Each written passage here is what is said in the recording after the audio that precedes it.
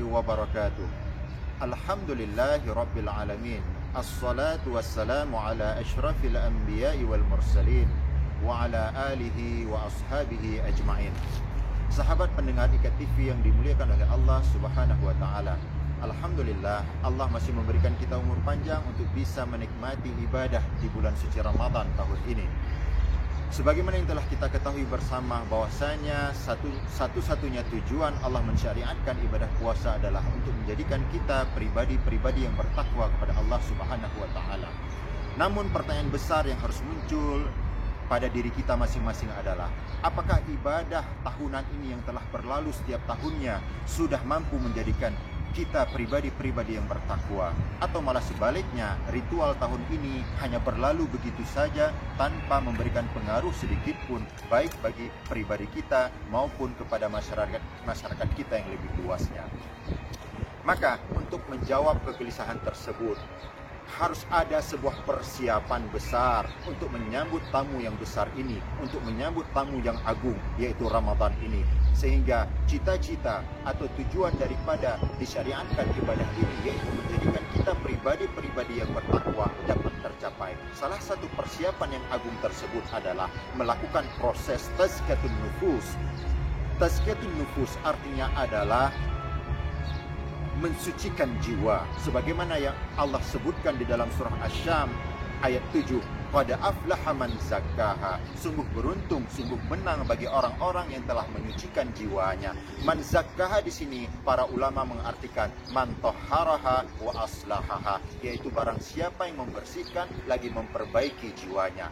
Lalu muncul pertanyaan yang kedua, bagaimana seorang muslim dapat melakukan proses tazkiyatun nufus dalam kehidupan sehari-harinya? Maka para ahli ilmu, para ulama telah menyimpulkan bahwasanya cara untuk melakukan proses tazkiyatun nufus adalah dengan cara melakukan muhasabatun nafsi.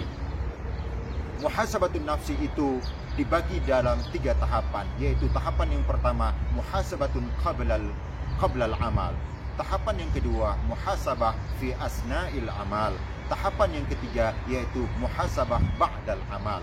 Adapun muhasabah pada tahapan yang pertama, yaitu muhasabah qablal amal, dapat diwujudkan oleh seorang muslim ketika dia ketika dia bangun daripada tidurnya pada pagi harinya, ketika dia membuka matanya, maka pada waktu itu dia harus menyadari dan mensyukuri bahwasanya Allah telah memberikan nikmat yang besar bagi dirinya, berupa dia dapat bertemu dengan hari-hari yang baru, yaitu untuk bisa menjalankan ketaatan dan bertaubat kepada Allah Subhanahu wa taala. Maka kalimat yang pertama sekali yang diajarkan oleh baginda Rasul sallallahu alaihi wasallam kepada kita adalah ketika bangun tidur adalah alhamdulillahilladzi ahyani ba'dama amatani wa ilaihin nusyur. Lalu Imam Hasan Al-Basri berkata bahwasanya tidak ada hari-hari di dunia ini datang kecuali dia berseru kepada manusia, wahai manusia, bahwasanya aku akan menjadi saksi apa yang telah engkau lakukan pada aku. Maka ketika seorang muslim membuka matanya, berlakulah bagi dia 3 hak. Hak yang pertama adalah hak Allah atas dirinya. Hak yang kedua adalah hak atas dirinya sendiri. Hak yang ketiga adalah hak masyarakat dan keluarga atas dirinya. Lalu kita masuk kepada tahapan muhasabah tingkat yang kedua, yaitu muhasabah fi asna'il amal.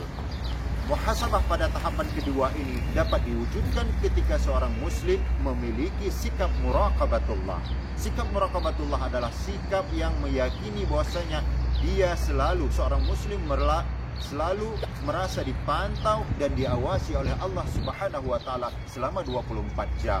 Maka dengan memiliki sikap muraqabatullah, seorang muslim akan terhindar dari segala sifat tercela, akan terhindar dari segala dosa. Lalu kita masuk ke dalam tahapan muhasabah yang terakhir, yaitu muhasabah ba'dal amal. Muhasabah ba'dal amal ini dapat diwujudkan ketika seorang muslim kembali ke pembaringannya ketika hendak tidur pada malam hari. Ketika sebelum dia memejamkan matanya, maka harus ada pertanyaan, harus menghisap dirinya lagi, yaitu apakah dia telah menunaikan hak Allah atas dirinya.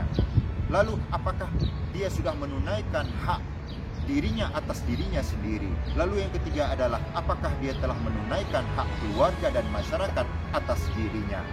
Maka ketika seorang muslim sudah melakukan ketiga tahapan daripada muhasabatun nafsi ini, maka dia sudah mulai melakukan proses tazkiyatun nufus itu sendiri, yang mana tazkiyatun nufus adalah kunci untuk meraih ketakwaan dan kemenangan baik di bulan suci Ramadan maupun di bulan-bulan yang lainnya. Maka kita berdoa kepada Allah Subhanahu wa taala agar menjadikan ibadah puasa tahun ini menjadikan kita pribadi-pribadi yang bertakwa, sehingga ketakwaan kita tersebut dapat menghiasi 11 bulan kemudian setelah kita berpisah dengan bulan suci Ramadan ini. Amin ya rabbal alamin.